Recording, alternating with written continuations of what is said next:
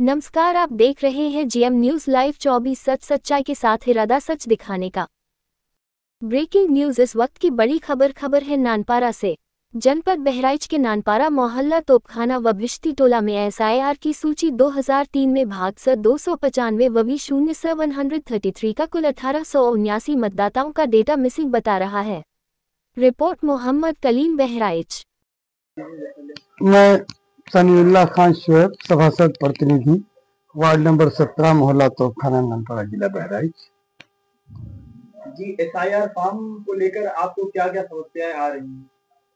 देखिए, election commission of India ने SIR की एक डेट पार्टिकुलर दे रखी है, जो फॉर्म वितरण किया गया है 4 नवंबर टू 4 दिसंबर तक, 1 महीने का वक्त दिया। 1 महीने में सबसे बड़ी दिक्कत हमारे सामने ये आई कि 15 डेज लेट रहे। हमारे जो इलेक्शन कमीशन की टीम है 14-15 दिन लेट रहे। 14-15 तारीख को, नवंबर को फॉर्म वितरण होना शुरू हुआ। हम लोगों ने बहरहाल अपने बीएलओ की मदद करके लगभग 95% फॉर्म वितरण करवा दिए, फॉर्म आ भी रहे हैं। लेकिन एक समस्या हमारे पूरे नानपारा नगर पालिका परिषद में, पर्टिकुलर हमारे वार्ड में, मोहल्ला तोपखाने में, जो 2003 की भाग संख्या 295 है, जिसमें तकरीबन 1879 मत हैं, उसमें से 702 मत भिश्ती टोला के हैं और 1177 मतदाता जो है वो हमारे तोपखाने मोहल्ले के हैं। 295 की लिस्ट का कहीं भी डाटा हमारा सेफ नहीं है, और नहीं जो डेटा हमारा जो फीड होता है, फीड ही नहीं है। इसमें इतनी बड़ी दिक्कत आने वाली है कि इसमें इलेक्शन कमीशन ऑफ इंडिया ने 4 कैटेगरीज बना ली है कि 1987 के बाद तक जिनकी पैदाइश हुई हो, अगर उनका 2003 की सूची में नाम है तो वो सिर्फ सूची दिखा दें, सूची अटैच कर दें, सूची का विवरण दे दें, उनसे कोई आईडी नहीं मांगी जाएगी। 1987 के बाद से अगर किसी का जन्म हुआ है और सूची में नाम नहीं है तो सिर्फ एक वो अपनी आईडी शो करेगा। इसी तरीके से 4 कैटेगरी इन्होंने बनाई है, और सी और डी कैटेगरी में, सी में 2 आईडी मांगी गई है, किसी एक अपनी आईडी निर्वाचक देगा, एक अपने माता पिता की देगा, और डी कैटेगरी में 3 आईडी मांगी गई है। और इस तरह से इन्होंने कैटेगरी बना दी है। अब मामला ये पड़ रहा है कि हमारा जब वार्ड 17 का मोहल्ला तोपखाने का डेटा ही नहीं फीड है, मैपिंग नहीं हुई है अभी तक, तो ये बताइए कि सारी नोटिस, 100% नोटिस हमारे सारी वार्ड की जनता को नोटिस मिलेगी और उनको 2, 3, 4 आईडी मांगेंगे, हालत खराब हो जाएगी। इस तरह से मैंने इसके लिए अपनी एसडीएम मैम को इंफॉर्मेशन दी।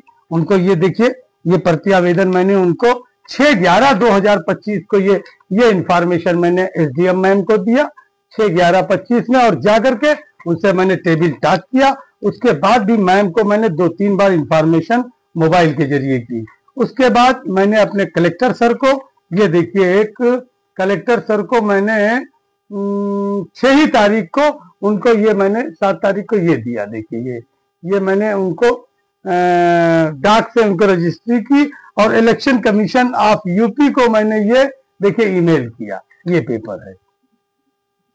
उसके बाद जो इसका वर्क देख रहे हैं हमारे तहसीलदार साहब, इसका वर्क देख रहे हैं। मैं तहसीलदार साहब के पास गया, उनसे मैंने कहा, और भी जो रिस्पॉन्सिबल पर्सनालिटी हैं अपने नानपारा की इलेक्शन से रिलेटेड, जो देख रहे हैं, जो वॉच कर रहे हैं, उनको मैंने बताया।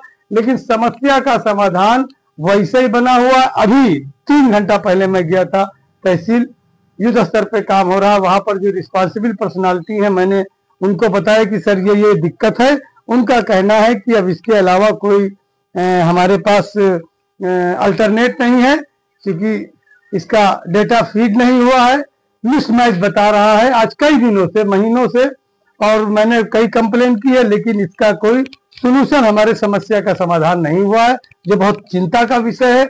मैं आपके चैनल के माध्यम से अपने इलेक्शन कमीशन के जो जिम्मेदारान हजरत हैं, क्योंकि बहराइच में हमारे कलेक्टर साहब इसके रिस्पॉन्सिबल पर्सनालिटी हैं, मैं उनको अवगत कराना चाहूंगा कि ये समस्या देखें। ये बहुत ही जटिल समस्या है और इसका समाधान करें। हम लोग कल अभी फिर मैम से बात करेंगे, अगर नहीं होगा तो कल या परसों मैं अपने कलेक्टर साहब के पास जाऊंगा, बैठ के टेबल टॉक करूंगा। मैं कोशिश करूंगा कि अपनी समस्या का समाधान हो सके, ताकि जनता में जो है आक्रोश ना पैदा हो और जनता कम से कम पेपर जो है उसको कलेक्ट करना पड़े। संबंधित अधिकारियों से आपको कोई आश्वासन या कुछ मिला है अभी तक, इसके बारे में बता दीजिए। जैसे कि हमने एसडीएम साहब से बात किया मैम से, तो उन्होंने कहा कि भैया मैंने आपकी जो समस्या थी उसको पहुंचा दिया है ऊपर तक, उसको जो है जहां उनको भेजना था इलेक्शन कमीशन को भेज दिया है, लेकिन समस्या का समाधान नहीं हो पा रहा है ना। जैसे जो बीएलओ हमारे ऑनलाइन कर रहे हैं तो first second third fourth step पे जाना चाहिए। फर्स्ट स्टेप कर रहे हैं, उसके बाद डायरेक्ट उनको 3 स्टेप में जाना पड़ रहा है। उससे ये होगा कि सबको नोटिस, सारे वोटर्स जितने हैं सबको नोटिस कटेगी, सबको कई पेपर देने पड़ेंगे, जो कि एक बहुत बड़ी समस्या आ जाएगी हमारे लिए। जी बहुत बहुत धन्यवाद आपका।